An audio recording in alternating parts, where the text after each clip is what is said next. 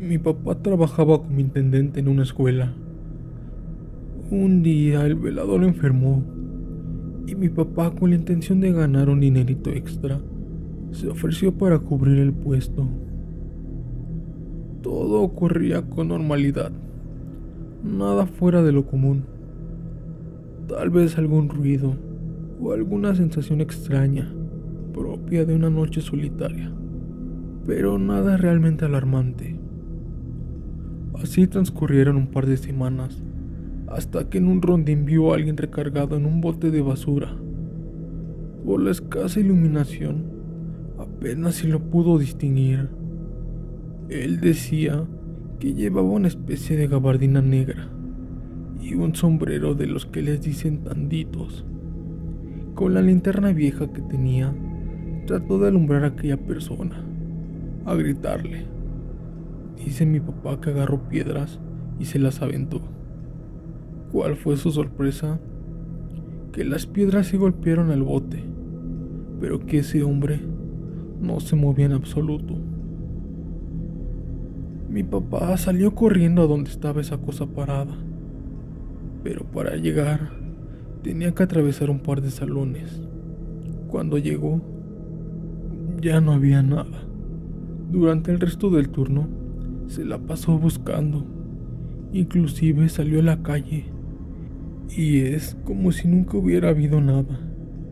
Esa escuela tenía árboles muy grandes y unas palmas no muy altas, pues es un pueblo.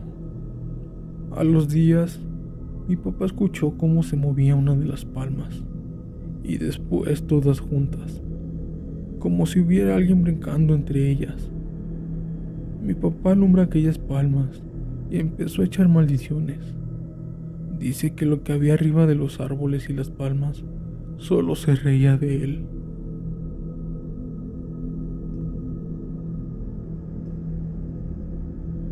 Buenas noches. Yo trabajé hace muchos años como veladora en una constructora. Se encontraba un poco retirada de la ciudad, como en las afueras. Ahí era un lugar muy tranquilo por las mañanas. Si bien estaba rodeada de muchas casas, la mayoría estaban abandonadas. Y como se imaginarán, al ser fuera de la ciudad, los terrenos eran muy grandes. Yo recién había adquirido el trabajo y me estaba familiarizando con la zona. Por las noches reinaba el silencio. Todo era muy tranquilo, nada fuera de lo normal. Justo enfrente de donde yo me quedaba, había una casa muy grande, con una gran ventana por donde en la madrugada veía una luz encenderse y a una persona pasar, siempre a la misma hora. Nunca le tomé importancia realmente. Con el paso de los días, me hice amigo de un vecino del lugar.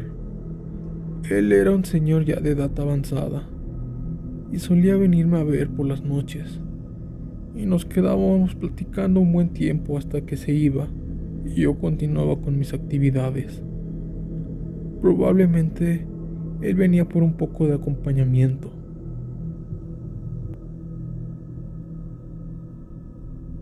Siempre me platicaba algo diferente, hasta que un día le pregunté por esa casa. Le pregunté quién vivía en ese lugar, porque en la madrugada veía a una mujer pasar. Le pregunté si la conocía. En cuanto terminé de contarle, su semblante cambió por completo. Sus ojos se abrieron más de lo común. ¿Estás bromeando, verdad?, me preguntó él. No, para nada. El señor me contó que en esa casa habían llegado a vivir una pareja muy joven. Se veían muy felices. Siempre estaban juntos. Hasta que un día el joven murió en un accidente de tránsito y la muchacha quedó muy afectada, que decidió terminar con su vida.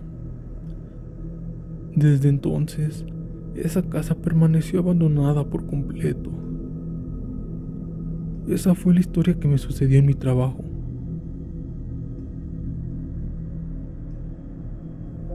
Esta es una historia local muy famosa que se ha contado por años aquí en el pueblo donde vivo.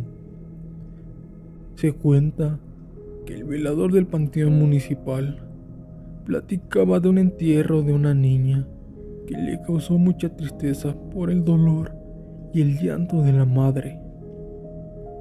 Cuando se despidió, le decía al féretro: "No tengas miedo, un día me reuniré contigo, mi amor". Cuando ya se iban, la madre fue y tocó en el cuarto del velador. Le dijo que le encargaba mucho la tumba de su hija, que le había dejado una muñeca y que por favor la cuidara. Se cuenta que el día siguiente se levantó temprano a barrer la entrada del panteón, como ya era costumbre, y vio a la muñeca en una banca. Y así pasó por varias noches hasta que en una decidió vigilar la tumba para ver qué pasaba. Así pudo darse cuenta de cómo el fantasma de la niña se levantaba y tomaba su muñeca.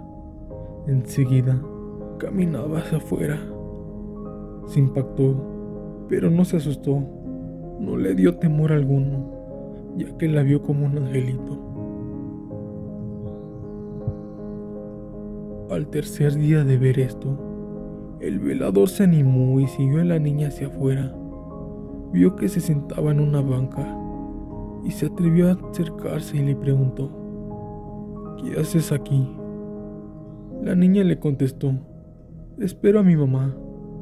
Ella dijo que un día vendría". Así pasaron muchos años. El velador se acostumbró a ver ese pequeño fantasma. Una noche tocaron a su puerta. Era la niñita. Le dijo: "Te vengo a dar las gracias por cuidarme todos estos años. Ya no estaré sola. Mañana vendrá mi madre". Y se despidió. Al día siguiente, llegaron con un féretro. Era la madre de la niña que había fallecido.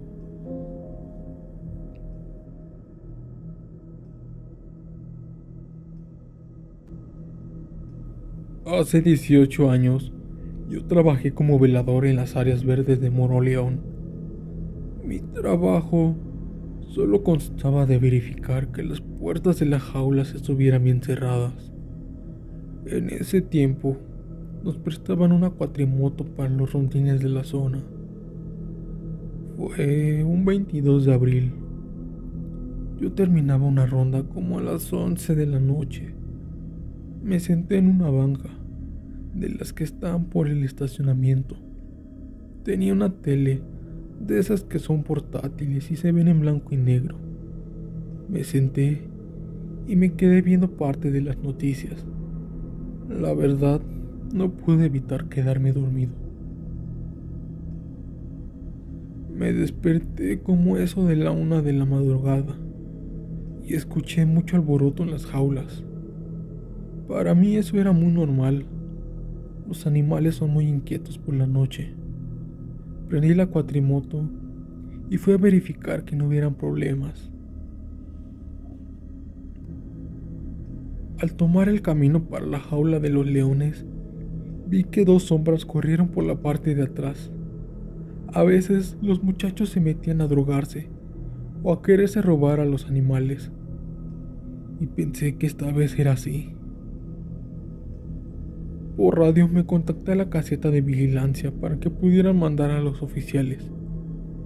Di la vuelta con la cuatrimoto y las sombras seguían corriendo. Ya iban como unos 200 metros, pero en ese momento veo que una de las sombras se agacha y corre en 4 patas. Me asusté, pensé que se habían salido los chimpancés y aceleré para alcanzarlos. Aproximadamente donde ahora están los hipopótamos, las sombras se detuvieron y se pusieron como agachados. Dejé la moto prendida para que los focos me iluminaran mientras iba caminando. Me bajé y justamente al bajarme y caminar 1 metro, la moto se apagó. Avancé otro poquito y las sombras se pusieron de pie. Eran dos hombres muy altos, mucho más altos que yo y muy delgados, vestidos completamente de negro. Ellos me daban la espalda y lentamente caminaron a la derecha y se perdieron entre los árboles. Al momento que se levantan, mi cuerpo se quedó helado. Me dio muchísimo miedo. No pude hacer nada. Esta fue la razón de que dejé mi trabajo. Llegaba la noche y no podía evitar el miedo.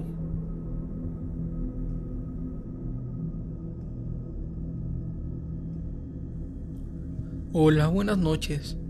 Que mi historia sea anónima.